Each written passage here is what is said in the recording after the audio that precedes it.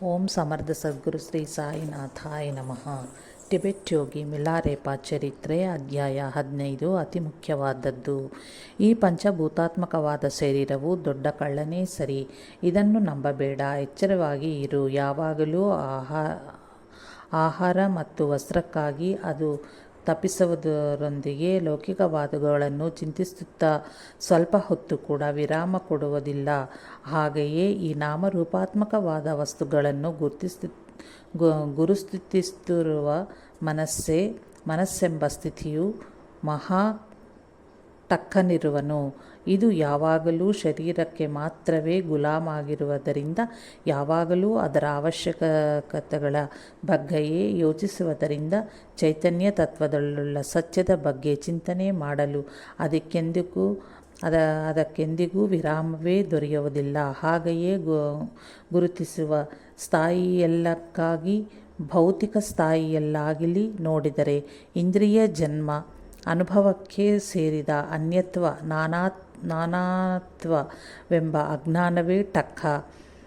ಅವನಿಗೆ ವಿವೇಕ ಲಭಿಸಿದರೆ ತನ್ನಲ್ಲಿ ನಾಶನ ಮಾಡುವನೋ ಎಂದು ವಿವೇಕ ಎಂದು ತಾನು ಅಧೀನವಾಗದಂತೆ ಎಚ್ಚರವಾಗಿರುತ್ತದೆ. ಅದು ಸಹ ಸ್ವಚ್ಛವಾದ ಜ್ಞಾನವನ್ನು ಹೊಂದಲು ವಿರಾಮವಿಲ್ಲದೆ ವಿಧವಾದ ಇತರ ಕಾರ್ಯಗಳನ್ನು ಕಲ್ಪಿಸಿಕೊಳ್ಳುತ್ತದೆ. ಆದ್ದರಿಂದ ಓ ರೇಂಚುಂಗ್, ಆದ್ಯಂತರಹಿತವಾದ ನಿಜವಾದ ಜ್ಞಾನವನ್ನು ಪಡೆಯುವವನಾಗು. ಈ ನಿಜವಾದ ಜ್ಞಾನಕ್ಕೂ ಮುಂಬರುವ ಜ್ಞಾನಕ್ಕೂ ಮಧ್ಯಸ್ಥಾಯಿಯಲ್ಲಿ ನಮ್ಮನ್ನು ಮೋಸಗೊಳಿಸುವ ಕಳ್ಳನೆಂದರೆ ಚೈತನ್ಯ. ಆ ಚೈತನ್ಯವು ಕಳ್ಳ ಹೇಗೆಂದರೆ ತನ್ನ ನಿಜತತ್ವವನ್ನು ಯಥಾರ್ಥವಾಗಿ ತೋರದೆ ಬೇರೊಂದು ರೀತಿಯಲ್ಲಿ ಇರುವಂತೆ ಭ್ರಮಪಡಿಸುತ್ತದೆ. ಅನಂತವಾದ ಆತ್ಮತತ್ವವನ್ನು ಪರಿಮಿತನಾದ ಮಾನವನಂತೆ ಭ್ರಮಿಸುವಂತೆಯೇ ಮಾಡುತ್ತಿರುತ್ತದೆ. ಅನಾತ್ಮವನ್ನು ಆತ್ಮವೆಂದು ಭ್ರಮಿಸುವುದೆಂದರೆ ಇದೇ ಆಗಿದೆ. ಅದು ತಾವಿರುವ ಸ್ಥಿತಿಗಿಂತಲೂ ದೊಡ್ಡ ಸ್ಥಿತಿಯಲ್ಲಿರುವಂತೆ ಭಾವಿಸುತ್ತಿರುತ್ತದೆ. ಹಾಗೆ ಭಾವಿಸುವುದರಿಂದ ನಿಜವನ್ನಿರಲು ಬಿಡುವೇ ಇಲ್ಲದಂತಾಗುತ್ತದೆ. ಇವುಗಳಿಗೆ ಅಧೀನನಾಗದೆ ಶಾಶ್ವತವಾದ ಸತ್ಯವನ್ನು ನೀನು ತಿಳಿದುಕೋ. ಮಾಯೆಯಿಂದ ತುಂಬಿರುವ ಈ ಜಗತ್ತಿನಲ್ಲಿ ಕರ್ಮಕ್ಕೆ ಕಾರಣವಾದ ಪಾಪಕಾರ್ಯಾಚರಣೆ ಕಳ್ಳನಂತಿರುವುದು. ಆ ಪಾಪ ಕಾರ್ಯದಿಂದಲೇ ಆಸೆ ಮಮಕಾರಾದಿಗಳಾದ್ದರಿಂದ ಓ ರೇಂಚುಂಗ್, ಇಷ್ಟಾಗಳನ್ನು ತ್ಯಜಿಸು. ಆಧ್ಯಾತ್ಮದಲ್ಲಿ ಸೂಕ್ಷ್ಮವಾಗಿ ಕಾಣುವಂತಹವು ಮತ್ತು ಸತ್ಯದಂತೆ ಕಾಣುವಂತಹವು ಬಹಳಷ್ಟಿವೆ. ಅವುಗಳನ್ನು ತಿಳಿದುಕೊಳ್ಳುವುದರಲ್ಲಿಯೇ ಇದ್ದುಬಿಟ್ಟರೆ ನಿಜವಾದ ಜ್ಞಾನವನ್ನು ಹೊಂದಲಾಗದೆ ಹಾಗೆಯೇ ಉಳಿದುಬಿಡುವಂತೆ ಮಾಡುತ್ತವೆ. ಅಂತಹವು ಸಿದ್ಧಿಗಳ ಸರಿಪಡಿಯಲ್ಲಿ ಬಂಧಿತನಾಗಬೇಡ. ಇತರರನ್ನು ಗೆಲ್ಲಬೇಕೆಂದು ಸೂಕ್ಷ್ಮವಾದ ಯುಕ್ತಿಯಿಂದ ವಾದಿಸಬೇಡ. ಆಧ್ಯಾತ್ಮಿಕ ಸತ್ಯಗಳೆಲ್ಲವನ್ನೂ ಸಹ ಪರಮಗುರುಗಳು ಮತ್ತು ಅತೀತರಾದ ದೇವತೆಗಳು ಅದನ್ನು ಒಂದಾಗಿಸಿ ಆತ್ಮತತ್ವವಾಗಿ ಅದನ್ನು ಧ್ಯಾನಿಸಿ ಪೂಜಿಸುತ್ತಾರೆ. ನಿನ್ನ ಆಶಯ, ಧ್ಯಾನ ಮತ್ತು ನಿನ್ನ ಸಾಧನೆ ಈ ಮೂರನ್ನೂ ನಿಜವಾದ ಜ್ಞಾನ ಸಂಪಾದನೆಗಾಗಿ ಮಾತ್ರವೇ ಸೇರಿಸಿ ಬಳಸಿಕೋ. ಭೂತ, ಭವಿಷ್ಯತ್ ಮತ್ತು ವರ್ತಮಾನವೆಲ್ಲವನ್ನೂ ಒಂದೇ ಎಂದು ಗುರುತಿಸಿ ಆ ಭಾವನೆಯನ್ನು ನಿನಗೆ ಸಹಜವಾಗಿ ಅಭ್ಯಾಸವಾಗುವಂತೆ ಮಾಡಿಕೋ. ಇದೇ ನನ್ನ ಚರಮ ಉಪದೇಶ. ನಿನಗೆ ನಾನು ಕೊಡುವಂತಹುದು ಇದೇ ಕಂದ. ಇದಕ್ಕಿಂತಲೂ ತಿಳಿದುಕೊಳ್ಳಬೇಕಾದ ಅತೀತವಾದ ಸತ್ಯವೆನ್ನೊಂದಿಲ್ಲ. ಆದ್ದರಿಂದ ನೀನು ಇದನ್ನೇ ಅರಿಯುವವನಾಗು ಎಂಬುವ ಅಮೃತೋಪಮಾನದ ತಮ್ಮ ಉಪದೇಶವನ್ನು ಪ್ರಸಾದಿಸಿದರು. ತರುವಾಯ ಚಿತ್ರಾಗ್ನಿಯ ಕೆನ್ನಾಗಳಿಗಳ ಜ್ವಾಲೆಯು ಮೇಳೆಯೇಳುತ್ತಂತೆಯೇ ಅವರು ಕಣ್ಮರೆಯಾದರು ಮತ್ತು ಆ ಜ್ವಾಲೆಗಳು ಚೌಕಾಕಾರದ ಒಂದು ಭವನದ ರೂಪ ಧರಿಸಿದವು. ಆ ಭವನಕ್ಕೆ 4 ದ್ವಾರಗಳಿದ್ದವು. ಅವು ಬಹಳ ಚೆನ್ನಾಗಿ ಅಲಂಕರಿಸಲ್ಪಟ್ಟಿದ್ದವು.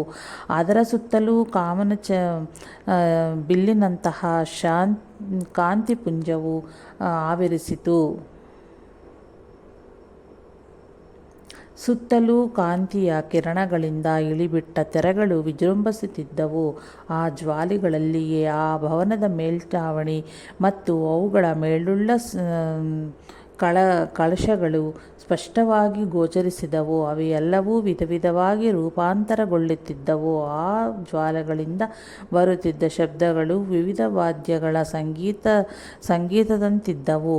ಆ ಸಮಯಕ್ಕೆ ಸರಿಯಾಗಿ ಮೇಲೆ ಆಕಾಶದೆಲ್ಲೆಡೆಯೂ ದೇವತೆಗಳು ಮತ್ತು ಇತರ ಲೋಕಗಳ ಆತ್ಮಗಳಿಂದಲೂ ತುಂಬಿದ್ದವು. ಅದರಲ್ಲಿ ಕೆಲವರು ಅಮೃತವನ್ನು ತಂದು ಚಿತೆಯಲ್ಲಿ ಸುರಿಯುತ್ತಿದ್ದರು.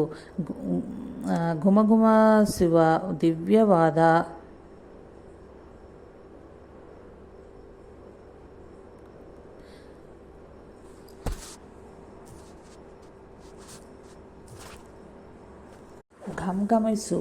ದಿವ್ಯವಾದ ಪರಿಮಳ ದ್ರವ್ಯಗಳನ್ನು ಅದರಲ್ಲಿ ಸಮರ್ಪಿಸುತ್ತಿದ್ದರು. ಅದರ ಪರಿಮಳ ಕೆಳಗುಳ್ಳ ಮಾನವರೆಲ್ಲರಿಗೂ ಸೂಚಿಸುತ್ತಿದ್ದವು. ಶ್ರೀ ದೇವತಾಮೂರ್ತಿಗಳು ಕೆಲವರು ಗುರುಗಳಿಗೆ ಬೀಳ್ಕೊಡೆಯ ಸ್ತೋತ್ರಗಳನ್ನು ಹೀಗೆ ಹಾಡಿದರು. ಅವರ ಒಡೆಯ ಅವರನ್ನಗಲಿ ಹೋಗಿದ್ದರಿಂದ ಕೆಲವರು ಶೋಕಿಸುತ್ತಿರುವರು, ಕೆಲವರು ತೀವ್ರವಾದ ಭಾವೋದ್ವೇಗದಿಂದ ಪ್ರಜ್ಞೆ ತಪ್ಪಿದರು. ಇಷ್ಟು ಮಂದಿ ದೀನರಾಗಿ ಕೂಗಿಕೊಳ್ಳುತ್ತಿದ್ದರೂ ಸಹ ಆ ಚಿತಾಗ್ನಿಯ ಜ್ವಾಲೆಗಳು ವಿಜೃಂಭಿಸುತ್ತಲೇ ಇವೆ, ವಿಚಿತ್ರವಾದ ರೂಪಗಳನ್ನು ಧರಿಸುತ್ತಲೇ ಇವೆ, ವಿಧವಾದ ಆಧ್ಯಾತ್ಮಿಕ ಸಂಕೇತಗಳನ್ನು ಪ್ರದರ್ಶಿಸುತ್ತಲೇ ಇವೆ. ಚಿತೆಯ ಕಟ್ಟಿಗೆಗಳು ಉರಿಯುತ್ತಿದ್ದಾಗ ಬರುತ್ತಿದ್ದ ಚಟಚಟ ಶಬ್ದಗಳು ತಾಳ, ಶಂಖ, ವೇಣು, ಭೇರಿಗಳಂತೆ ಧ್ವನಿಗೂಡಿಸುತ್ತಿದ್ದವು. ಜ್ವಾಲೆಯ ಅಂಚುಗಳಲ್ಲಿ ಅನೇಕ ದೇವತಾಮೂರ್ತಿಗಳು ದರ್ಶನವಿತ್ತರು. ಆ ದೇವತೆಗಳೆಲ್ಲರೂ ಚಿತೆಯಿಂದ ಅವರ ಅಸ್ಥಿಗಳನ್ನು ಮತ್ತು ಚಿತಾಭಸ್ಮವನ್ನು ಕೊಂಡೊಯ್ದರು. ಅವರ ಇಡೀ ಭೌತಿಕ ಶರೀರವನ್ನು ದೇವತೆಗಳು ಹೊತ್ತು ಇದ್ದರು. ಈಗ ಅವರು ಪರಮ ಸತ್ಯವೆಂಬ ದೇಹವನ್ನು ಧರಿಸಿರುವರು. ಮಾನವರಿಗೂ ಮತ್ತು ಇತರ ಪ್ರಾಣಿಗಳಿಗೂ ಗೋಚರಿಸುವ ಎಲ್ಲ ರೂಪಗಳಲ್ಲಿಯೂ ವ್ಯಾಪಿಸಿರುವ ಪರತತ್ವವೇ ಈಗ ಅವರ ದೇಹ. ಅದನ್ನು ಧರ್ಮಕಾಯ ಎನ್ನುವರು. ಯಾವುದು ಜನ್ಮಿಸಲೇ ಇಲ್ಲವೋ, ಯಾವುದು ಸೃಷ್ಟಿಸಲ್ಪಟ್ಟಿಲ್ಲವೋ, ಯಾವುದು ಸ್ವತಃ ಸಿದ್ಧವೋ, ಯಾವುದು ನಾಮರೂಪವಾದದ್ದೋ, ಯಾವುದಕ್ಕೆ ಆದ್ಯಂತಗಳಿಲ್ಲವೋ ಅದೇ ಪರಮಸತ್ಯ ಎಂದು ಹಾಡಿದರು. ಆಗಲೇ ಸಂಜೆ ಆಯಿತು. ಚಿತೆಯಲ್ಲಿಯ ಅಗ್ನಿಯು ಪೂರ್ಣವಾಗಿ ಉರಿದು ಶಾಂತವಾಗಿ ಹೋಗಿತ್ತು. ಆಗ ಮತ್ತೊಂದು ಮಹಿಮೆ ನಡೆಯಿತು. ಆ ಗುಹೆಯು ಖಾಲಿಯಾದಂತೆ ಕಂಡಿತು. ಅದರಲ್ಲಿ ಕೆಲವರಿಗೆ ಪೂರ್ಣವಾಗಿ ಖಾಲಿಯಾದಂತೆ ಕಂಡರೆ ಮತ್ತೆ ಕೆಲವರಿಗೆ ಶವಪೆಟ್ಟಿಗೆ ಕಂಡಿತು. ಇನ್ನೂ ಕೆಲವರಿಗೆ ಬುದ್ಧರ ರೂಪಗಳ ದರ್ಶನವಾಗುತ್ತಿದ್ದವು. ಮತ್ತೆ ಕೆಲವರಿಗೆ ಆಧ್ಯಾತ್ಮಿಕ ಸಂದೇಶಗಳು ಬರುತ್ತಿವೆ. ಫಲವರಿಗೆ ಅಲ್ಲಿ ಕಾಂತಿ ಪ್ರಸರಿಸುತ್ತಿರುವ ಬಂಗಾರದ ಪಟ್ಟಿ ಕಂಡಿತು. ಇನ್ನೂ ಕೆಲವರಿಗೆ ಏನೂ ಕಾಣಲಿಲ್ಲ. ತದನಂತರ ಚಿತಾಭಸ್ಮವಿನ್ನು. ಆದ್ದರಿಂದ ದಹನ ಕ್ರಿಯೆ ನಡೆದ ಆ ಗುಹೆಯ ಬಾಗಿಲುಗಳನ್ನು ತೆರೆತಟ್ಟಿದರು. ಎಲ್ಲರೂ ಅವರವರ ಭಾಗವಾಗಿ ಆವೇಶಗಳು ದೊರಕುತ್ತವಲ್ಲವೇ ಎಂದು ಕನಸನ್ನು ಕಾಣುತ್ತಾ ನಿದ್ರೆಗೆ ಜಾರಿದರು. ಆ ರಾತ್ರಿ ಕನಸಿನಲ್ಲಿ ನನಗೆ ರೇಂಚುಂಗ್ ಸ್ತ್ರೀ ದೇವತೆಯೊಬ್ಬಳು ದರ್ಶನವಾಯಿತು. ಆಕೆಯಾದರೂ ದಹನಕ್ರಿಯೆ ನಡೆದ ಕೋಣೆಯಿಂದ ಒಂದು ಕಾಂತಿಗೋಳವನ್ನು ಹೊತ್ತೊಯ್ಯುವವರಂತೆ ಕಂಡಿತು. ಆ ದೇವತಾ ಮೂರ್ತಿಯನ್ನು ಮಂತ್ರಮುಗ್ಧನಾಗಿ ನೋಡುತ್ತಾ ಇದ್ದುಬಿಟ್ಟೆನು. ಆಗ ಕನಸಿನಲ್ಲಿಯೇ ನನಗೊಂದು ಅನುಮಾನ ಬಂದಿತು. ಆ ಅವಶೇಷಗಳನ್ನು ಮತ್ತು ಭಸ್ಮವನ್ನು ದೇವತೆಗಳು ತೆಗೆದುಕೊಂಡು ಹೋಗುತ್ತಿರುವರೋ ಏನೋ ಎಂದು ಆ ಭಯದಿಂದಲೇ ತಕ್ಷಣವೇ ಎಚ್ಚರವಾಯಿತು. ಕೆಲವರನ್ನು ಜೊತೆ ಮಾಡಿಕೊಂಡು ಆ ದಹನ ಗೃಹಕ್ಕೆ ಓಡುತ್ತಾ ಹೋಗಿ ನೋಡಿದಾಗ ಚಿತಾಭಸ್ಮದ ಧೂಳಿನ ಒಂದು ಕಣವೂ ಇರಲಿಲ್ಲ. ಎಲ್ಲವೂ ಒರೆಸಿಟ್ಟಿದ್ದಂತೆ. ಆಗ ಭಾರವಾದ ಹೃದಯದಿಂದ ದೀನವಾಗಿ ನನಗೆ ಕನಸಿನಲ್ಲಿ ಕೂಡ ಆ ಶ್ರೀದೇವತೆಯನ್ನು ನಮಗೆ ನಮ್ಮ ಗುರುದೇವರ ಅವಶೇಷಗಳನ್ನು ಹಿಂದಿರುಗಿಸಿರಿ, ಅದು ಮಾನವರಿಗೆ ಬಹು ಶ್ರೇಯಸ್ಕರವಾದದ್ದು ಎಂದು ಪ್ರಾರ್ಥಿಸಿದನು. ಆಗ ನಮ್ಮ ಗುರುಗಳನ್ನು ನಾನು ಸಶರೀರವಾಗಿದ್ದಾಗ ನಮ್ಮಲ್ಲಿ ಎಷ್ಟು ದಯಾಮಯರಾಗಿದ್ದರು, ಹಾಗೆಯೇ ಈಗಲೂ ನಮ್ಮ ಮೇಲೆ ದಯಾ ತೋರುವರಾಗಿರಿ ಎಂದು ಪ್ರಾರ್ಥಿಸಿದನು. ನಾವು ಹಾಗೆ ಪ್ರಾರ್ಥಿಸಿದ ನಂತರ ಕಾಂತಿಯುತವಾದ ಆ ಲೋಕದಿಂದ ಕೋಳಿ ಮೊಟ್ಟೆಯ ಪರಿಮಾಣದಲ್ಲಿ ಒಂದು ಕಾಂತಿಬಿಂಬ ಕೆಳಗಿಳಿದು ಬಂದಿತು. ಆ ಬಿಂಬದಿಂದ ಒಂದು ಕಾಂತಿಯ ರೇಣುವು ಒಂದೆಡೆ ಜ್ವಲಿಸಿತು. ನಮ್ಮಲ್ಲಿ ಪ್ರತಿಯೊಬ್ಬರೂ ಕೈಗೆಟುಕುವಷ್ಟು ಅದನ್ನು ಹಾರಿ ಹಿಡಿಯಲು ಕೈಗಳನ್ನು ಚಾಚಿದವು. ಆದರೆ ಅಷ್ಟರಲ್ಲಿಯೇ ಅದು ನಮ್ಮ ಕೈಗಳಿಗೆ అందದೆ ಮೇಲೆ ನೇರವಾಗಿ ಸ್ವರ್ಗಲೋಕದೊಳಗೆ ಹೊರಟು ಹೋಯಿತು. ನಂತರ ಆ ಕಾಂತಿಬಿಂಬ ಕಂಡ ಸ್ಥಳದಲ್ಲಿ ಒಂದು ಶವಪೆಟ್ಟಿಗೆ ಕಾಣಿಸಿತು. ಆ ಶವಪೆಟ್ಟಿಗೆಯಲ್ಲಿ ಮಿಲಾರೆಪ ಅವರ ಚಿಕ್ಕ ಆಕೃತಿ ಕಂಡಿತು. ಆ ಪೆಟ್ಟಿಗೆಯನ್ನು ಇಬ್ಬರು ದೇವತೆಗಳು ಪರ್ಯವೇಕ್ಷಿಸುತ್ತಿದ್ದರು. ಆ ದೇವತೆಗಳು ಶವಪೆಟ್ಟಿಗೆಯ ಉಭಯ ಪಾರ್ಶ್ವಗಳಲ್ಲಿಯೂ ನಿಂತು ಹೀಗೆ ಹಾಡಿನ ರೂಪದಲ್ಲಿ ಸ್ತುತಿಸಿದರು: ಓ ಮಕ್ಕಳಿರ, ಆಧ್ಯಾತ್ಮಿಕವಾಗಿ ನಿಮ್ಮ ತಂದೆಯಾದ ಗುರುದೇವರನ್ನು ಪ್ರಾರ್ಥಿಸಿ ಅವಶೇಷಗಳನ್ನು ಕೋರಿಕೊಂಡಿರಿ. ಪರಬ್ರಹ್ಮತತ್ವವಾದ ಮಿಲಾರೆಪ ಅವರ ದೇಹವೇ ರೂಪಾಂತರಗೊಂಡು ನಿಮಗೆ ಅಂಡಾಕಾರದ ಕಾಂತಿಪುಂಜವಾಗಿ ದರ್ಶನವಿತ್ತಿತ್ತು. ಅದು ನಿಮ್ಮಲ್ಲಿ ಯಾರೊಬ್ಬರಿಗೂ ಸಿಗಬೇಕೆಂದರೆ ಹೇಗೆ ತಾನೇ ಸಾಧ್ಯವಾದೀತು? ನೀವು ಕೈಗಳನ್ನು ಚಾಚಿ ಯಾರೆಂದರೆ ಅವರು ಅದನ್ನು ಹಿಡಿದುಕೊಳ್ಳಲು ಅದೇನಾದರೂ ನಿಮ್ಮ ವ್ಯಕ್ತಿಗತವಾದ ಆಸ್ತಿಯೇನೋ? ನಿಮಗೆ ವಿಚಿತ್ರವಾದ ದೃಶ್ಯಗಳನ್ನು ಮತ್ತು ಆಧ್ಯಾತ್ಮಿಕವಾದ ಸಂದೇಶಗಳನ್ನು ನೋಡುವ ಯೋಗವನ್ನು ಇಲ್ಲಿಯವರೆಗೆ ಪ್ರಸಾದಿಸಲಾಯಿತು. ನಿಮ್ಮ ಗುರುಗಳು ಪರಮಸತ್ಯವೇ ತಮ್ಮ ದೇಹವನ್ನಾಗಿಸಿಕೊಂಡಿರುವರು.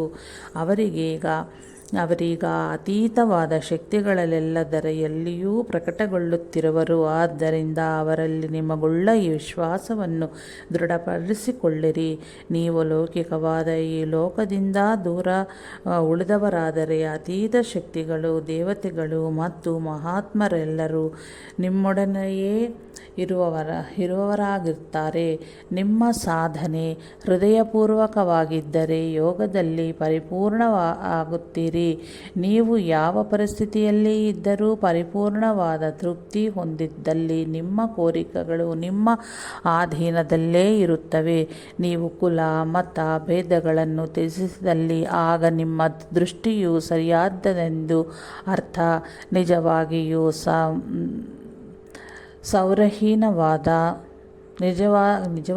ಸಾರಹೀನವಾದ ಈ ಜಗತ್ತಿಗೂ ಮೋಕ್ಷಕ್ಕೂ ಯಾವ ಭೇದವೂ ಇಲ್ಲವೆಂದು ಗುರುತಿಸಬಲ್ಲವರಾದರೆ ಆಗ ನಿಮ್ಮ ಧ್ಯಾನ ಸರಿಯಾಗಿ ಇರುವುದೆಂದು ಅರ್ಥ. ನಿಮ್ಮ ಶ್ರದ್ಧಾಭಕ್ತಿಗಳು ಮತ್ತು ನಿಮ್ಮೆಲ್ಲ ಶಕ್ತಿಯನ್ನು ಸಾಧನೆಯಾಗಿ ವಿನಿಯೋಗ ಮಾಡಿದ್ದಲ್ಲಿ ನೀವು ಮಾಡುವ ಕೆಲಸಗಳೆಲ್ಲವೂ ಸರಿಯಾಗಿರುತ್ತವೆ. ಹೃದಯದಲ್ಲಿ ಶಿಷ್ಯ ಮತ್ತು ಗುರು ಐಕ್ಯರಾದಲ್ಲಿ ಆಗ ಅವರಿಗಿರುವ ಸ್ನೇಹ ನಿಜವಾಗುತ್ತದೆ. ನಿಮಗೆ ಶುಭ ಶಕುನಗಳು ಮತ್ತು ದಿವ್ಯವಾದ ಕಾಣಿಕೆಗಳು ಲಭಿಸಿದ್ದಲ್ಲಿ ಆಗ ನಿಮ್ಮ ಆಲೋಚನೆಗಳು ಸರಿಯಾಗಿರುವುದೆಂದು ಅರ್ಥ. ಹಾಗಾಗಿ ನಿಮ್ಮ ಗುರುಗಳಲ್ಲಿ ಉಳ್ಳ ಅವಳ ಅಚಲ ವಿಶ್ವಾಸದೊಂದಿಗೆ ನಿಮಗೆ ಒಬ್ಬರ ಮೇಲೊಬ್ಬರಿಗುಳ್ಳ ಸಹಾನುಭೂತಿ ಮತ್ತು ಅದರಿಂದ ಉಂಟಾಗುವ ತೃಪ್ತಿ ಇವುಗಳೇ ನಿಮಗೆ ನಿಮ್ಮ ಗುರುಗಳಿತ್ತ ಅವಶೇಷಗಳು ಎಂದು ಹಾಡಿದರು. ಶ್ರೀದೇವತೆಯು ಆ ಶವಪೇಟಿಕೆಯನ್ನು ನಮ್ಮ ತಲೆಗಳ ಮೇಲೆ ಹಿಡಿದುಕೊಂಡಾಗಲೂ ಸಹ ಆ ಶವಪೆಟ್ಟಿಗೆಯು ನಮಗೆ ಸಂಪೂರ್ಣವಾಗಿ ಕಂಡಿತು. ಆ ಪೆಟ್ಟಿಗೆಯನ್ನು ಅವರು ಇನ್ನೇನೋ ಒಯ್ಯುತ್ತಾರೆಂಬ ಸೂಚನೆ ಕಂಡಾಗ ನನ್ನ ಸುಂದರವಾದ ರೇಪಾ ತನ್ನ ಮಧುರ ಕಂಠದಿಂದ ನಮ್ಮ ಗುರುಗಳನ್ನು ತಾಳಿರೆಂದು ಪ್ರಾರ್ಥಿಸುತ್ತಾ ಹಾಡಿದನು. ಆ ಹಾಡನ್ನು ಕೇಳುತ್ತಲೇ ಅವರು ದೇವತೆಗಳು ನಿಂತರು. ಓ ತಂದೆ, ನೀವು ನಮ್ಮನ್ನು ಉದ್ಧರಿಸುವುದಕ್ಕಾಗಿ ಅವತರಿಸಿದ್ದೀರಿ. ನೀವೇ ದಿವ್ಯವಾದ ಯೋಗಿಗಳು, ಪರಬ್ರಹ್ಮರಾಗಿ ಸತ್ಯರೂಪದಲ್ಲಿ ಸರ್ವತ್ರ ವ್ಯಾಪಿಸಿರುವಿರಿ. ನಿಮ್ಮ ಶಿಷ್ಯರಾದ ನಮಗೆ ಈ ಸ್ತ್ರೀ ದೇವತೆಗಳು ಹೊತ್ತೊಯ್ಯುತ್ತಿರುವ ಶವಪೆಟ್ಟಿಗೆಯನ್ನು ಅನುಗ್ರಹಿಸುವರಾಗಿರಿ. ಓ ಪ್ರಭು, ನೀವು ನಿಮ್ಮ ಗುರುಗಳನ್ನು ಸೇವಿಸುತ್ತಿದ್ದಾಗ ಎಷ್ಟು ಸಹನಶೀಲರಾಗಿಯೂ ವಿನಮ್ರರಾಗಿಯೂ ಇದ್ದರೆಂದರೆ ಅಂತಹ ಸೇವೆಗೂ ಸಿದ್ಧರಾಗಿದ್ದೀರಿ. ಅಂತಹ ಮಹಾನುಭಾವರಾದ ನಿಮ್ಮನ್ನು ಪ್ರಾರ್ಥಿಸುತ್ತಿದ್ದೇವೆ. ದೇವತೆಗಳು ಹೊತ್ತಿತ್ತಿರುವ ಶವಪೆಟ್ಟಿಗೆಗಳನ್ನು ನಿಮ್ಮ ಶಿಷ್ಯರಾದ ನಮಗೆ ಅನುಗ್ರಹಿಸುವುದರಾಗಿರಿ. ಓ ಪ್ರಭು, ನೀವು ಪ್ರಾಪಂಚಿಕವಾದ ಲಕ್ಷ್ಯಗಳನ್ನು ತೊರೆದು ಸರ್ವಸಂಗ ಪರಿತ್ಯಾಗ ಮಾಡಿ ಗುರುಗಳಿಗೆ ಗುರುಗಳಾಗಿದಿರಿ.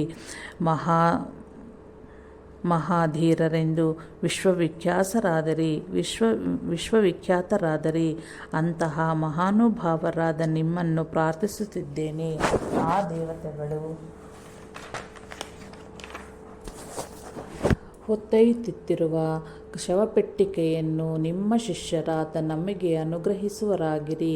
ನೀವು ನಮ್ಮ ಗುರುಗಳು ಗೈದ ಉಪದೇಶಗಳನ್ನು ಧ್ಯಾನಿಸುತ್ತಿರುವಾಗ ಮನುಷ್ಯರನ್ನು ಮಾಂಸವನ್ನು ಆತುರದಿಂದ ತಿನ್ನುವ ಕಾಡಿನ ಹುಲಿಯಂತಿದ್ದಿರಿ. ಅದರ ವಿಷಯದಲ್ಲಿ ನಿಮಗ್ಯಾವ ಸಂದೇಶವೂ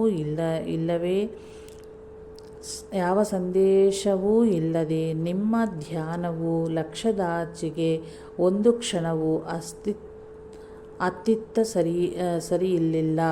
ನೀವು ಸಾಧನೆಯೆಂದು ವಿಮುಖರಾಗಿ ಒಂದು ಕ್ಷಣವೂ ಇರಲಿಲ್ಲ. ಅಂತಹ ನಿಮ್ಮ ಶಿಷ್ಯರಾದ ನಮಗೆ ಈ ದೇವತಾ ಮೂರ್ತಿಗಳು ಹೊತ್ತೊಯ್ಯುತ್ತಿರುವ ಶವಪೆಟ್ಟಿಗೆಯನ್ನು ಅನುಗ್ರಹಿಸುವರಾಗಿರಿ. ಓ ಪ್ರಭು, ನೀವು ನಿರ್ಮಾನುಷವಾದ ಪ್ರದೇಶಗಳಲ್ಲಿ ಅತ್ಯಂತ ಕಷ್ಟಗಳನ್ನು ಎದುರಿಸಿ ಸಂಚರಿಸುತ್ತಿದ್ದಾಗ ನೀವು ಅಚಲವಾದ ಪಾಷಾಣದಂತೆ ದೊಡ್ಡ ಬಂಡೆ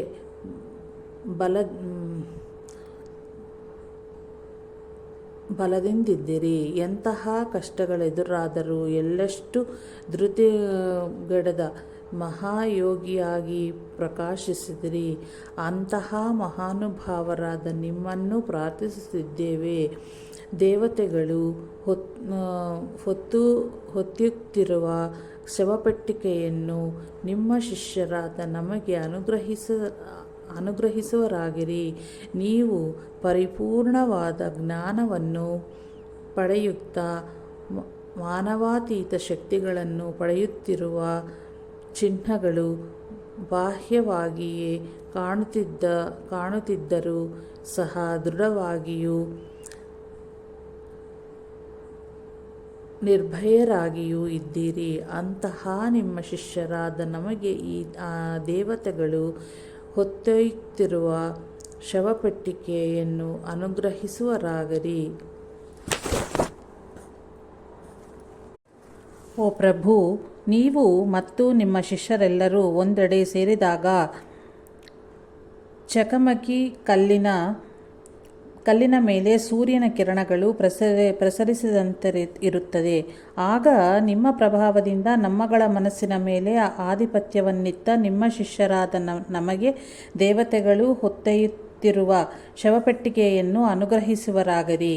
ಓ ಪ್ರಭು, ಸಾವಿರಾರು ಮಂದಿಗೆ ನೀವು ಉಪದೇಶಗೈಯುತ್ತಿದ್ದ ಸಮಯದಲ್ಲಿ ಅಚೇತನವಾದ ಈ ಭೂಮಿಯ ಮೇಲೆ ನಿರಂತರ ತನ್ನ ಕಾಂತಿಯನ್ನು ಪ್ರಸರಿಸುವ ಸೂರ್ಯನಂತೆ ಪ್ರಕಾಶಿಸಿದಿರಿ. ಕರುಣೆಯಿಂದಲೂ ಓ ಪ್ರಭು, ಸಾವಿರಾರು ಮಂದಿಗೆ ನೀವು ಉಪದೇಶಗೈಯುತ್ತಿದ್ದ ಸಮಯದಲ್ಲಿ ಅಚೇತನವಾದ ಈ ಭೂಮಿಯ ಮೇಲೆ ನಿರಂತರ ತನ್ನ ಕಾಂತಿಯನ್ನು ಪ್ರಸರಿಸುವ ಸೂರ್ಯನಂತೆ ಪ್ರಕಾಶಿಸಿದಿರಿ. ಕರುಣೆಯಿಂದಲೂ ಜ್ಞಾನದಿಂದಲೂ ಪೂರ್ಣರಾಗಿ ಪ್ರಕಾಶಿಸ ಅದ್ವೈಯರಾದ ನಿಮ್ಮನ್ನು ಪ್ರಾರ್ಥಿಸುತ್ತಿದ್ದೇವೆ. ನಿಮ್ಮ ಶಿಷ್ಯರಾದ ನಾವು ಈ ದೇವತೆಗಳು ಹೊತ್ತು ಒಯ್ಯುತ್ತಿರುವ ಶವಪೆಟ್ಟಿಗೆಯನ್ನು ಅನುಗ್ರಹಿಸರೆಂದು ಪ್ರಾರ್ಥಿಸುತ್ತಿದ್ದೇನೆ. ಓ ಪ್ರಭು, ನೀವು ಈ ಭೂಮಿಯ ಮೇಲಿದ್ದಾಗ ಎಲ್ಲ ಮಾನವರನ್ನು ಈಕ್ಷಿಸಿ ಅವರನ್ನು ಸಂತೈಸಿದು ಮಾತೆಯು ತನ್ನ ಕಂದಮ್ಮಗಳನ್ನು ಆರೈಕೆ ಮಾಡಿದಂತೆ ನಿಮ್ಮ ಶಿಷ್ಯರಾದ ನಮಗೆ ಈ ದೇವತೆಗಳು ಹೊತ್ತೊಯ್ಯುತ್ತಿರುವ ಶವಪೆಟ್ಟಿಗೆಯನ್ನು ಅನುಗ್ರಹಿಸುವವಾಗಲಿ. ಓ ಪ್ರಭು, ಶಾಂತಿಯುತವಾದ ಲೋಕಕ್ಕೆ ತೆರಳಿದಾಗ ಆಶೀರ್ವಾದಗಳ ಎಂಬ ರತ್ನದ ಪೆಟ್ಟಿಗೆಯಂಥ ದರ್ಶನವಿತ್ತಿರಿ. ಅಂತಹ ನಿಮ್ಮನ್ನು ನಾವು ಪ್ರಾರ್ಥಿಸುತ್ತಿದ್ದೇವೆ. ಈ ದೇವತೆಗಳ ಬಳಿಯಿರುವ ಶವಪೆಟ್ಟಿಗೆಯನ್ನು ನಮಗೆ ಅನುಗ್ರಹಿಸುವರಾಗಲಿ. ಓ ಪ್ರಭು, ನೀವು ಹೇಳಿದ ಭವಿಷ್ಯವಾಣಿಯು ಒಮ್ಮೆಯೂ ನಿರರ್ಥಕವಾಗದೆ ನಿಜವೇ ಆಯಿತು. ಭೂತ ಭವಿಷ್ಯತ್ ವರ್ತಮಾನಗಳನ್ನು ತಿಳಿದ ತ್ರಿಕಾಲಜ್ಞಾನಿಯಾದ ಓ ಪ್ರಭು, ಕೈಗಳನ್ನು ಜೋಡಿಸಿ ನಿಮ್ಮನ್ನು ಪ್ರಾರ್ಥಿಸುತ್ತಿದ್ದೇವೆ. ಆ ದೇವತೆಗಳು ಹೊತ್ತು ಶವಪೆಟ್ಟಿಗೆಯನ್ನು ನಿಮ್ಮ ಶಿಷ್ಯರಾದ ನಮಗೆ ಪ್ರಸಾದಿಸಿ ಅನುಗ್ರಹಿಸಿರಿ. ಓ ಪ್ರಭು, ತಂದೆ ತನ್ನ ಮಕ್ಕಳಿಗಿಂತೆ ಅನೇಕರಿಗೆ ನೀವು ವರಗಳನ್ನು ಅನುಗ್ರಹಿಸಿದಿರಿ, ಆದರೆ ನಿಮಗೆಂದು ನೀವು ಏನನ್ನೂ ಉಳಿಸಿಕೊಳ್ಳಲಿಲ್ಲ. ಅಂತಹ ನಿಮ್ಮನ್ನು ಪ್ರಾರ್ಥಿಸುತ್ತಿದ್ದೇವೆ. ನಿಮ್ಮ ಶಿಷ್ಯರಾದ ನಮಗೆ ಈ ದೇವತೆಗಳು ಹೊರುತ್ತಿರುವ ಶವಪೆಟ್ಟಿಗೆಯನ್ನು ಅನುಗ್ರಹಿಸುವರಾಗಿರಿ. ಹೀಗೆ ಅವನ ಸ್ತೋತ್ರ ಪೂರ್ಣಗೊಳ್ಳುತ್ತಿದ್ದಂತೆಯೇ ಶವಪೆಟ್ಟಿಗೆಯ ಒಳಗಿನಿಂದ ಪ್ರೇಮರೂಪಿಯಾದ ನಮ್ಮ ಗುರುಗಳ ವಾಣಿ ಕೇಳಿಸಿತು. ಕಡೆಯ ಬಾರಿಗೆಂದು ಅವರು ನಮಗೆ ಹೀಗೆ ಬೋಧನೆಗೈದರು.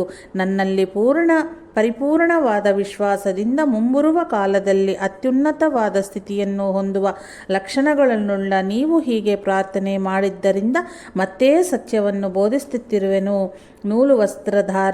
ನೂಲು ವಸ್ತ್ರಧಾರಿಗಳಾದ ಓ ಶಿಷ್ಯರೇ, ಕೇಳಿರಿ. ಯಾವ ಸತ್ಯವಾದ ಧರ್ಮ ಕಾರ್ಯವನ್ನು ನಾನು ಪಡೆದಿರುವೆನೋ ಅದರ ವಿಷಯದಲ್ಲಿ ಯಾರೂ ಅದನ್ನು ತನ್ನದಂತಾಗಲಿ ಅದು ನನಗೆ ಲಭಿಸದಂತಾಗಲಿ ಎನ್ನಬಾರದು. ಯಾಕಂದರೆ ಅದು ನಾಮ ರೂಪರಹಿತವಾದದ್ದು. ಅದರ ನಿಜ ತತ್ವವು ಈಗ ನೀವು ದರ್ಶಿಸಿದ ಅಂಡಾಕಾರದಲ್ಲಿ ನಿಮಗೆ ಕಂಡ ಕಾಂತಿಪುಂಜವು ನನ್ನ ಶರೀರದಲ್ಲಿ ಕರಗಿದ್ದರಿಂದ ಈಗ ನೀವು ನೋಡುತ್ತಿರುವ ಶವಪೆಟ್ಟಿಗೆಯಾಗಿ ರೂಪಾಂತರಗೊಂಡಿದೆ ಅಷ್ಟೇ. ದಿವ್ಯ ಲೋಕಗಳಲ್ಲಿ ಅದು ಶಾಶ್ವತವಾಗಿ ಇರುತ್ತದೆ. ಉತ್ತಮ ಲೋಕಗಳಲ್ಲಿ ಇರುವ ದೇವತೆಗಳು ಅದನ್ನು ಸದಾ ಸರ್ವದಾ ಅರ್ಚಿಸಿ ಸೇವಿಸಿ ಧನ್ಯರಾಗುವರು. ಅದನ್ನು ಮನುಷ್ಯರಿಗಿತ್ತರೆ ದಿನಗಳಿಗಂತೆ ಕರಗುತ್ತಾ ಹೋಗುತ್ತದೆ. ಓ ನನ್ನ ಆಧ್ಯಾತ್ಮ ಪುತ್ರರೇ, ಶಿಷ್ಯರೇ, ನಿಮ್ಮನ್ನು ಜ್ಞಾನಕ್ಕೆ ವಾರಸುದಾರನಾಗಿ ಮಾಡಿ ನಿಮ್ಮ ಪಾಲಿನ ಜ್ಞಾನವನ್ನು ಹಂಚಿಕೊಟ್ಟಿರುವನು. ನಿಮ್ಮಗಳ ಮನಸ್ಸನ್ನು ಕೂಡ ಹೀಗೆ ಸೂರೆಗೊಂಡು ಧ್ಯಾನಿಸುವಂತೆ ಮಾಡಿರುವ ನನ್ನ ಸತ್ಯವಾದ ದೇಹವನ್ನು ಧ್ಯಾನಿಸಿ ಅದರಂತೆಯೇ ನೀವು ಶಾಶ್ವತರಾಗಲು ಅವಶ್ಯವಾದ ಜ್ಞಾನವನ್ನು ನನ್ನಿಂದ ಪಡೆದು ಅದಕ್ಕೆ ವಾರಸುದಾರರಾಗಿರುವಿರಿ.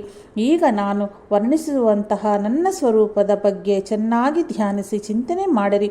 ಯಾಕಂದರೆ ನಿಮ್ಮ ಚಿಂತನೆಯು ಅಸ್ತವ್ಯಸ್ತವಾದರೆ ನಿಮ್ಮ ಸಾಧನೆಯಲ್ಲಿ ನೀವು ಖಂಡಿತವಾಗಿಯೂ ತಪ್ಪುತ್ತೀರಿ. ಪರಿಪೂರ್ಣವಾದ ಜ್ಞಾನಿಯನ್ನು ಸೇವಿಸುವುದಾಗಲಿ ಆಗರ್ಭ ಶ್ರೀಮಂತನನ್ನು ಸೇವಿಸುವುದಾಗಲಿ ಒಂದೇ ಬಗೆಯಾಗಿರುತ್ತದೆ. ಆದರೆ ನಿಜವಾಗಿಯೂ ಈ ಎರಡು ಒಂದಾಗಲಾರದು. ಆದ್ದರಿಂದ ಈ ಎರಡರ ವ್ಯತ್ಯಾಸ ತಿಳಿಯದೆ ದುಡುಕಬೇಡರಿ. ನಾಮರೂಪರಹಿತವಾದ ತತ್ವವನ್ನು ನಿಜವಾದ ಧ್ಯಾನದ ಮೂಲಕ ಅರ್ಥ ಮಾಡಿಕೊಳ್ಳುವುದು ಮತ್ತು ಮನಸ್ಸಿನಲ್ಲಿ ಭ್ರಾಂತಿ ಉಂಟಾಗುವುದು ಒಂದೇ ಬಗೆಯಾಗಿರುತ್ತದೆ. ಎಚ್ಚರಿಕೆ: ಈ ಎರಡರ ವ್ಯತ್ಯಾಸ ತಿಳಿಯದೆ ದುಡುಕಬೇಡಿರಿ. ಶುದ್ಧವಾದ ಜ್ಞಾನ ಸ್ಥಿತಿಯಲ್ಲಿ ಅನುಭವಕ್ಕೆ ಬರುವ ಜ್ಞಾನವು ಮತ್ತು ಕೆಲವು ಒಂದು ವಿಧವಾಗಿ ಚಿತ್ತ ಶಾಂತಿಸಲು ತದ್ವಾರ ಅತೀತವಾದ ಶಕ್ತಿಯುಂಟಾಗಿ ಅದರಿಂದಾಗುವ ಅನುಭವವೂ ಒಂದೆಂಬರುತ್ತಿರುವುದು. ಆದರೆ ಎರಡೂ ಒಂದಲ್ಲ. ಈಗ ಎರಡರ ವ್ಯತ್ಯಾಸ ತಿಳಿಯದೆ ದುಡುಕಬೇಡಿರಿ.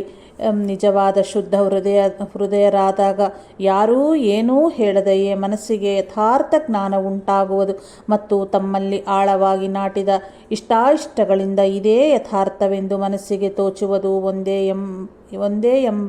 ಇರುತ್ತದೆ. ಆದರೆ ಆ ಎರಡೂ ಒಂದಲ್ಲವೇ ಅಲ್ಲ. ದುಡುಕುಬಿಟ್ಟರಿ ಜೋಕೆ ನಮಗಿಷ್ಟವಾದ್ದರಿಂದ ಸರಿ ಎನಿಸುವುದಕ್ಕೂ ಯಥಾರ್ಥ ಜ್ಞಾನ ಉಂಟಾಗದ ಸರಿ ಎನಿಸುವುದಕ್ಕೂ ವ್ಯತ್ಯಾಸವಿದೆ.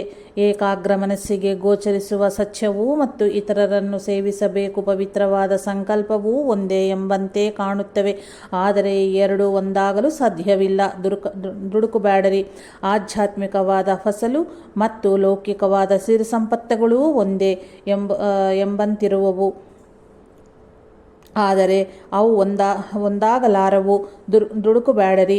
ಆಧ್ಯಾತ್ಮಿಕ ಮಾರ್ಗದರ್ಶನ ಅತೀತವಾದ ದೇವತೆಗಳಿಂದ ಬರುವ ಆಜ್ಞೆಗಳು ಮತ್ತು ತಮ್ಮಳ್ಳುಳ್ಳ ಕ್ಷುದ್ರ ಶಕ್ತಿಗಳು ಉಂಟಾಗುವ ವ್ಯಾಮೋಹಗಳೂ ಒಂದೇ ಎಂಬಂತಿರುವವು. ಆದರೆ ಈ ಮೂರೂ ಒಂದಲ್ಲವೇ ಅಲ್ಲ. ಧರ್ಮಕಾಯವು ನಿಮಗೆ ದರ್ಶನವಿತ್ತಾಗ ಕಂಡ ಕಾಂತಿಪುಂಜ ಮತ್ತು ಮಾನವರು ನೋಡಿದ ಗೋಳಾಕೃತಿಯು ಒಂದೇ ಬಗೆಯಾಗಿರುತ್ತವೆ. ಆದರೆ ಅವೆರಡೂ ಒಂದಲ್ಲ. ದುಡುಕಬೇಡಿರಿ. ನಿಜವಾದ ಮೋಕ್ಷ ಮತ್ತು ಇಂದ್ರಿಯಗಳಿಂದ ಭಾವಿಸುವಂತೆ ಮಾಡುವ ಸ್ವರ್ಗ ತುಲ್ಯವಾದ ಸುಖವೂ ಒಂದೇ ಎಂಬಂತಿರುವವು. ಆದರೆ ಈ ಎರಡೂ ಒಂದೇ ಅಲ್ಲ. ದುಡುಕಬೇಡಿರಿ. ದೇವತೆಗಳಿಂದ ನಿರ್ಮಿಸಲ್ಪಟ್ಟ ಶವಪೆಟ್ಟಿಗೆ ಮತ್ತು ಭೂತಗಳಿಂದ ನಿರ್ಮಿಸಲ್ಪಟ್ಟ ಶವಪೆಟ್ಟಿಗೆಯೂ ಒಂದೇ ಬಗೆಯಾಗಿರುತ್ತವೆ. ಆದರೆ ಒಂದಲ್ಲ. ದುಡುಕಬೇಡಿರಿ. ಗತ ಜನ್ಮಗಳಲ್ಲಿ ಮಾಡಿದ ಪುಣ್ಯ ವಿಶೇಷದಿಂದ ಏರ್ಪಟ್ಟ ಭಕ್ತಿ ವಿಶ್ವಾಸಗಳು ಮತ್ತು ಸುತ್ತಮುತ್ತಲಿನ ಪರಿಸರದ ಪ್ರಭಾವದಿಂದ ಏರ್ಪಟ್ಟ ಭಕ್ತಿಯೂ ಒಂದೇ ಬಗೆಯಾಗಿರುತ್ತವೆ. ಆದರೆ ಒಂದಲ್ಲ. ದುಡುಕಬೇಡಿರಿ. ಹೃದಯರ ಉಂಟಾದ ನಿಜವಾದ ವಿಶ್ವಾಸವೂ ಮತ್ತು ಸಂಪ್ರದಾಯ ಆಚಾರಗಳಿಂದ ಉಂಟಾಗುವ ವಿಶ್ವಾಸವೂ ಒಂದೇ ಬಗೆಯಾಗಿರುತ್ತವೆ. ಆದರೆ ಇವೆರಡೂ ಒಂದೇ ಅಲ್ಲ. ದುಡುಕಬೇಡಿರಿ.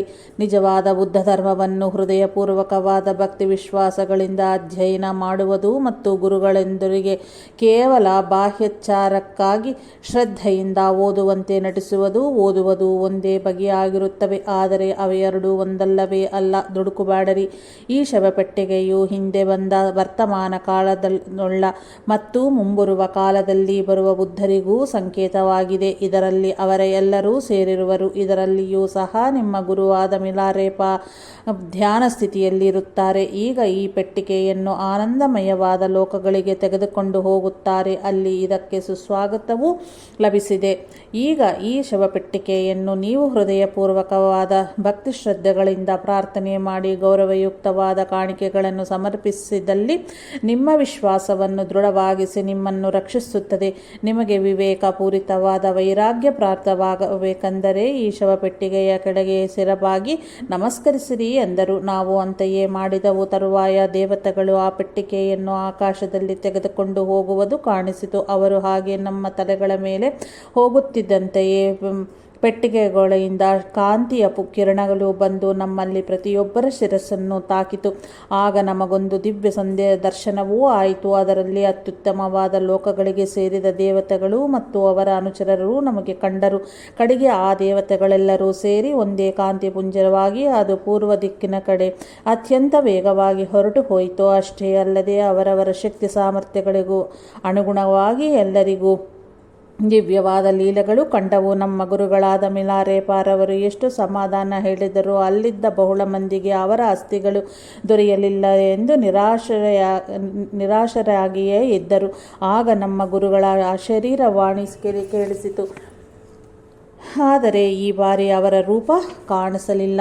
ನೀವು ಹೀಗೆ ಖಿನ್ನರಾಗದಿರಿ. ನಿಮಗೆ ಸ್ಥೂಲವಾದ ಅವಶೇಷಗಳು ಬೇಕೆಂದರೆ ಅಮಾಲಿಕರೆ ಎಂಬ ಬಂಡೆ ಕಲ್ಲಿನ ಮೇಲೆ ಅದ್ಭುತವಾಗಿ ಕೆತ್ತಲ್ಪಟ್ಟ ಅಕ್ಷರಗಳು ಕಾಣಸಿಗುತ್ತವೆ. ಅದನ್ನು ನೀವು ಭಕ್ತಿ ವಿಶ್ವಾಸಗಳೊಂದಿಗೆ ಸೇವಿಸುವರಾಗಿರಿ. ಆ ಬಂಡೆಕಲ್ಲಿನ ಕೆಳಗೆ ಹುಡುಕುರಿ. ಇದನ್ನು ಕೇಳಿ ನಾವು ತಕ್ಷಣವೇ ಆ ಬಂಡೆಕಲ್ಲಿನ ಬಳಿಗೆ ಹೋದೆವು. ಅವರ ದಹನ ಕ್ರಿಯೆ ನಡೆದ ಸ್ಥಳದಲ್ಲಿ ಆ ಬಂಡೆಕಲ್ಲಿ ಇದ್ದಿತ್ತು.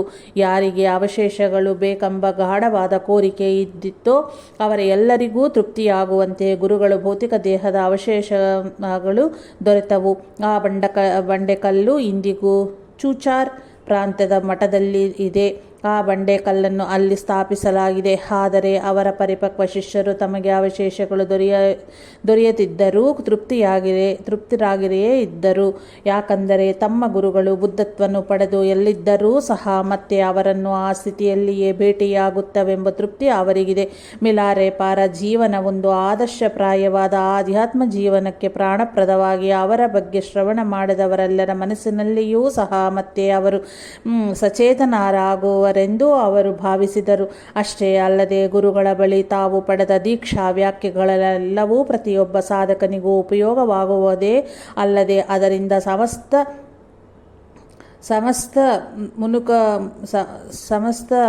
ಮನುಕುಲದ ಶ್ರೇಯಸ್ಸಿಗೆ ಪೂರಕವಾಗುತ್ತವೆ ಎಂದು ಅವರೆಲ್ಲರೂ ಸಂಕಲ್ಪಿಸಿದರು. ಆಗ ನಾವೆಲ್ಲರೂ ಮಿಲಾರೇಪಾರವರು ಕಡೆಯ ಬಾರಿಯಾಗೆ ಹೇಳಿದ ಮಹತ್ವಪೂರ್ಣವಾದ ವಚನಗಳನ್ನು ಸ್ಮರಿಸಿದೆವು. ಆಗ ಅವರು ಒಂದು ಪ್ರದೇಶದಲ್ಲಿ ತೋಡಿದರೆಂದು ಹೇಳಿ ತಮ್ಮ ಇಡೀ ಜೀವಮಾನದಲ್ಲಿ ಕೂಡಿಟ್ಟು ಬಂಗಾರವನ್ನು ಅಲ್ಲಿ ಬಚ್ಚಿಟ್ಟಿರುವನೆಂದು ಹೇಳಿದ ಮಾತುಗಳನ್ನು ನೆನಪಿಗೆ ತಂದುಕೊಂಡವು. ಅತ್ಯಂತ ಕುತೂಹಲದಿಂದ ನಾವಲ್ಲಿಗೆ ಹೋಗಿ ಅಗಿಯಲಾರಂಭಿಸಿದೆವು. ಅವರು ಹಣವನ್ನು ಹೇಗೆ ಸಂಪಾದಿಸಿದರು ಮತ್ತು ಹೇಗೆ ಕೂಡಿಟ್ಟರು ಎಂದು ನಮಗೆ ಬಹಳ ಆಶ್ಚರ್ಯವಾಯಿತು. ಯಾಕಂದರೆ ಅವರು ಹೇಗೆ ಜೀವಿಸಿದರೆಂದು ನಮಗೆ ತಿಳಿದಿತ್ತಲ್ಲವೇ. ಅವರು ಹೇಳಿದಂತೆಯೇ ಅಲ್ಲಿದ್ದ ಒಲೆಯ ಕೆಳಗೆ ಅಗೆದವು. ಅದರೊಳಗೆ ಅವರು ಯಾವಾಗಲೂ ಧರಿಸುವ 4 ಅಂಚುಗಳಿಂದ ಕೂಡಿದ ನೂಲಿನ ವಸ್ತ್ರದಿಂದ ಕಟ್ಟಿದ ಮೂಟೆ ಇದ್ದಿತ್ತು. ಆ ಬಟ್ಟೆಯ ಮೂಟೆಯನ್ನು ಬಿಚ್ಚಿ ನೋಡಿದರೆ ಅದರಲ್ಲೂ ಒಂದು ಕತ್ತಿ ಕಂಡಿತು. ಅದರ ಹಿಡಿಯು ಅಗೆಯಲು ಉಪಯೋಗವಾಗುವಂತಿದೆ. ಅದರ ಪಕ್ಕದಲ್ಲಿಯೇ ಕಲ್ಲು ಸಕ್ಕರೆಯ ಗಡ್ಡೆ ಹೊಂದಿತ್ತು. ಅದರ ಮೇಲುಳ್ಳ ಕಾಗದದಲ್ಲಿ ಹೀಗೆ ಬರೆಯಲಾಗಿತ್ತು: ಈ ಶಕ್ತಿಯಿಂದ ತುಂಡರಿಸಿದರೆ ಈ ವಸ್ತ್ರದಲ್ಲಿ ಕಲ್ಲು ಸಕ್ಕರೆಯ ಗಡ್ಡೆಯಾಗಲಿ ಎಂದಿಗೂ ಕ್ಷಯವಾಗದು. ಇವುಗಳನ್ನು ಚೂರು ಚೂರುಗಳಾಗಿ ಮಾಡಿ ಎಷ್ಟು ಮಂದಿಗಾದರೆ ಅಷ್ಟು ಮಂದಿಗೆ ಹಂಚಿಬಿಡಿರಿ. ಯಾರು ಈ ಕಲ್ಲು ಸಕ್ಕರೆಯ ರುಚಿ ನೋಡುತ್ತಾರೋ, ಯಾರು ಈ ವಸ್ತ್ರವನ್ನು ಸ್ಪರ್ಶಿಸುತ್ತಾರೋ ಅವರಿಗೆ ಒಳಿತಾಗುತ್ತದೆ. ಈ ವಸ್ತ್ರ ಮಿಲಾರೇಪಾರವರದು. ಈ ಕಲ್ಲು ಸಕ್ಕರೆಯ ಗಡ್ಡೆಯು ಅವರ ಅಪಾರ. ಅವರು ಆತ್ಮತತ್ವದಲ್ಲಿ ಐಕ್ಯಗೊಂಡಾಗ ಉಂಜಿಸಿದ ಆಹಾರವಿದು. ಆದ್ದರಿಂದ ಆ ವಸ್ತುಗಳ ಮೇಲೆ ಎಲ್ಲ ಬುದ್ಧರುಗಳ ಆಶೀರ್ವಾದಗಳೂ ಇವೆ. ಮಿಲಾರೇಪಾರವರ ಹೆಸರು ಕೇಳಿ ಯಾರು ಅವರನ್ನು ಭಕ್ತಿ ವಿಶ್ವಾಸಗಳಿಂದ ಆರಾಧಿಸುತ್ತಾರೆಯೋ ಅವರಿಗೆ ಒಳಿತುಂಟಾಗುತ್ತದೆ. ಯಾರು ಮಿಲಾರೇಪಾರವರು ಬಂಗಾರವನ್ನು ಬಚ್ಚಿಟ್ಟರೆಂದು ಅಪಾರ್ಥ ಮಾಡಿಕೊಂಡರೋ ಅವರೆಲ್ಲರೂ ಅವರವರ ಮಾತುಗಳನ್ನು ಹಿಂದೆ ತೆಗೆದುಕೊಳ್ಳಲಿ. ಆತ್ಮ ಸಾಕ್ಷಾತ್ಕಾರವೆಂಬ ಆಹಾರವು ಎಷ್ಟು ತಿಂದರೂ ಕ್ಷಯವಾಗದು. ಈ ಕಡೆಯ ವಾಕ್ಯಗಳು ದುಃಖದಲ್ಲಿಯೂ ನಮಗೆ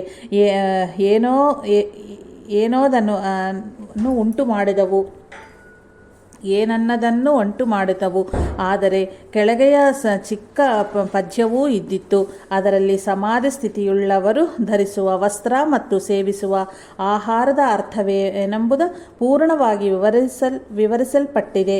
ಯಾರು ಅನಂತವಾದ ತತ್ವವನ್ನು ಅನುಭವಪೂರ್ವಕವಾಗಿ ತಿಳಿದುಕೊಂಡಿರುವರೋ ಅವರಿಗೆ ಈ ಜಗತ್ತೇ ಬಂಗಾರವೆಂಬುದು ಗುರ್ತಿಟ್ಟುಕೋ. ಅಂತಹ ಬಂಗಾರ ಲಭಿಸಿದವರಿಗೆ ಮನುಷ್ಯರಿಂದಲೂ ಗೌರವಿಸಲ್ಪಟ್ಟು ಬಂಗಾರದಿಂದ ಏನು ಲಾಭ? ಓ ಮಕ್ಕಳಾರ, ನಾನು ಹೇಗೆ ನಡೆದುಕೊಂಡೆನೋ ಅಂತೆಯೇ ನೀವೂ ನಡೆದುಕೊಳ್ಳಿರಿ ಎಂದು ಬರೆದು ಪೂರ್ಣಗೊಳಿಸಲಾಗಿತ್ತು. ನಾವು ಆ ವಸ್ತ್ರವನ್ನು ಮತ್ತು ಕಲ್ಲು ಸಕ್ಕರೆಯ ಗಡ್ಡೆಯನ್ನು ಉದಾರವಾಗಿ ಹಂಚಿದೆವು. ಅದನ್ನು ಸ್ವೀಕರಿಸಿ ಲಾಭ ಪಡೆದವರೇ ಇಲ್ಲ. ಅದನ್ನು ಸೇವಿಸಿದ ಪ್ರತಿಯೊಬ್ಬರೂ ಸನ್ಮಾರ್ಗದಲ್ಲಿ ಮುನ್ನಡೆಯಬೇಕು ಎಂದು ದೃಢ ಸಂಕಲ್ಪ ಮಾಡಿಕೊಂಡರು. ಯಾರು ಮೊದಲೇ ಸನ್ಮಾರ್ಗದಲ್ಲಿ ಇದ್ದರೋ ಅವರಲ್ಲಿ ನಿಜವಾದ ಆಧ್ಯಾತ್ಮ ಜೀವನದ ಬಗ್ಗೆ ಭಕ್ತಿಶ್ರದ್ಧೆಗಳು ಏರ್ಪಟ್ಟವು. ರೋಗಿಗಳ ರೋಗಗಳು ಹರಿದು ಹೋದವು. ತರುವಾಯ ಪ್ರತಿ ವರ್ಷವೂ ಅವರ ಪುಣ್ಯತಿಥಿ ಎಂದು ಆಕಾಶದಿಂದ ವಿಚಿತ್ರವಾದ ಪುಷ್ಪಗಳು ಮೊಣಕಾಲು ಎತ್ತರದಷ್ಟು ವೃಷ್ಟಿಗೊಂಡು ನೋಡುತ್ತಿದ್ದಂತೆಯೇ ಗಾಳಿಯಲ್ಲಿ ತೇಲಿ ಹೋಗುತ್ತಿದ್ದವು. ಆಕಾಶದಲ್ಲಿ ಕಾಮನ ಬಿಲ್ಲುಗಳು ಮೂಡುತ್ತಿದ್ದು ಆ ಕಾರ್ಯಕ್ರಮಗಳು ಪೂರ್ಣಗೊಂಡ ಮೇಲೆ ಮರೆಯಾಗುತ್ತಿದ್ದವು. ಆ ಕಾರ್ಯಕ್ರಮಗಳು ನಡೆಯುತ್ತಿದ್ದಷ್ಟೂ ಹೊತ್ತು ದಿವ್ಯವಾದ ಸಂಗೀತ ಕೇಳಿಬರುತ್ತಿತ್ತು. ಈಗ ನಾನು ಪೂರ್ಣಗೊಳಿಸಿರುವ ಜೀವನ ಚರಿತ್ರೆಯ ಸತ್ಯವಾದ್ದೆಂದು ನಿರೂಪಿಸಲು ಈ ಘಟನೆಗಳಿಗೆ ಸಾಕ್ಷಿಯಾದ ಅವರ ಶಿಷ್ಯರನ್ನು ಜೀವಂತರಾಗಿಯೇ ಇರುವರು. ಅವರಲ್ಲಿ ಬಹಳ ಮಂದಿ ಪರಮ ರಹಸ್ಯವನ್ನು ತಿಳಿದುಕೊಂಡು ಬುದ್ಧತ್ವವನ್ನು ಪಡೆದರು. ನಿಜವಾದ ಮೋಕ್ಷ ಮಾರ್ಗದಲ್ಲಿ ಹೃದಯಪೂರ್ವಕ ಪ್ರವೇಶಿಸಿದವರು ಬಹಳಷ್ಟು ಮಂದಿ ಇದ್ದಾರೆ. ಅವರ ಆದರ್ಶಗಳು ಮತ್ತು ಅವರ ಉಪದೇಶಗಳನ್ನು ಅನುಸರಿಸಿ ನಿಜವಾದ ಆಧ್ಯಾತ್ಮಿಕ ಮಾರ್ಗದಲ್ಲಿ ಪ್ರವೇಶಿಸಿದವರು ಬಹಳಷ್ಟು ಜನರಿರುವರು. ಈ ಗ್ರಂಥವನ್ನು ಓದಿದವರಿಗೆ ಮಿಲಾರೆಪಾರ ಶಿಷ್ಯರ ಮುಂದೆ ನಾದರೆಂದು ತಿಳಿದುಕೊಳ್ಳುವ ಕುತೂಹಲ ಇರಬಹುದು. ಸ್ತ್ರೀ ಪುರುಷರಾದಿಯಾಗಿ ಯಾರು ಮಿಲಾರೆಪಾರ ಭೌತಿಕ ದೇಹವಾಸನಾದ ಅಂತ್ಯದ ದಶದಲ್ಲಿಯೂ ಅವರ ಅಂತ್ಯಕ್ರಿಯೆಗಳಲ್ಲಿಯೂ ಮತ್ತು ತದನಂತರದ ಕಾರ್ಯಕ್ರಮಗಳಲ್ಲಿಯೂ ಪಾಲ್ಗೊಂಡವರಲ್ಲಿ ಅನೇಕ ಮಂದಿ ಏಕಾಂತವಾಸಕ್ಕೆ ಶರಣಾಗಿ ಧ್ಯಾನಕ್ಕಂಕಿತರಾದರು. ಮಿಲಾರೆಪಾರ್ ಅವರು ತಮ್ಮ ತರುವಾಯ ತಮ್ಮ ಶಿಷ್ಯರಾದ ವಿಂಪೋಚೆ ಎಂಬ ಶಿಷ್ಯನಿಗೆ ಕೊಡಬೇಕೆಂದು ಹೇಳಿದ ವಸ್ತುಗಳನ್ನು ತೆಗೆದುಕೊಂಡು ಅವರು ಇರುವ ಪ್ರದೇಶದೆಡೆಗೆ ಹೊರಟನು. ಅವರನ್ನು ಭೇಟಿಯಾಗಿ ಗುರುಗಳು ಶಿರಸ್ತ್ರಾಣವನ್ನು ಮತ್ತು ದಂಡವನ್ನು ಅವರಿಗೆ ತಲುಪಿಸಿದನು. ಆಗ ಅವರಿಗೆ ಗುರುಗಳ ಅಂತ್ಯಕ್ರಿಯೆ ಹೇಗೆ ನಡೆಯುತ್ತೆ ಎಂಬ ವಿಷಯವನ್ನೆಲ್ಲ ಹೇಳಿದನು. ಅದನ್ನು ಕೇಳಿದೊಡನೆಯೇ ಅವರು ಪ್ರಜ್ಞೆ ತಪ್ಪಿದರು. ಪ್ರಜ್ಞೆ ಕಳೆದ ನಂತರ ಅವರು ಗುರುಗಳನ್ನು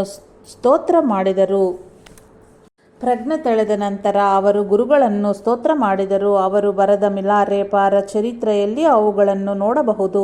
ತರುವಾಯ ಅವರು ನನ್ನನ್ನು ಆಹ್ವಾನಿಸಿದ ಕಾರಣ ನಾನು ಅವರೊಂದಿಗೆ ಸ್ವಲ್ಪ ಕಾಲವಿದ್ದು ಮುಖತಃ ಪಡೆಯಬೇಕಾದ ಕೆಲವು ಉಪದೇಶಗಳನ್ನು ಅವರಿಗೆ ಇತ್ತೆನು. ನಂತರ ಅಲ್ಲಿಂದ ಹೊರಟು ಲೋನ್ಡೋನ್ ಎಂಬ ಮಠದಲ್ಲಿ ಸ್ವಲ್ಪ ಕಾಲ ಜೀವಿಸಿದನು. ನನ್ನ ಶೇಷ ಜೀವನನೆಲ್ಲ ಧ್ಯಾನದಲ್ಲಿ ಕಳೆದನು. ಚೆನ್ನಾಗಿ ಪರಿಣತಿ ಹೊಂದಿದ ಅವರ ಶಿಷ್ಯರೆಲ್ಲರಂತೆ ಸಾಧಾರಣವಾಗಿ ನಿರ್ಣಯ ಹೊಂದಿದ ಸಶರೀರರಾಗಿಯೇ ಉತ್ತಮ ಲೋಕಗಳಿಗೆ ಹೋದರು. ಹಾಗಾಗಿ ಅವರು ಭೌತಿಕ ಶರೀರವನ್ನು ತ್ಯಜಿಸಲೇ ಇಲ್ಲ.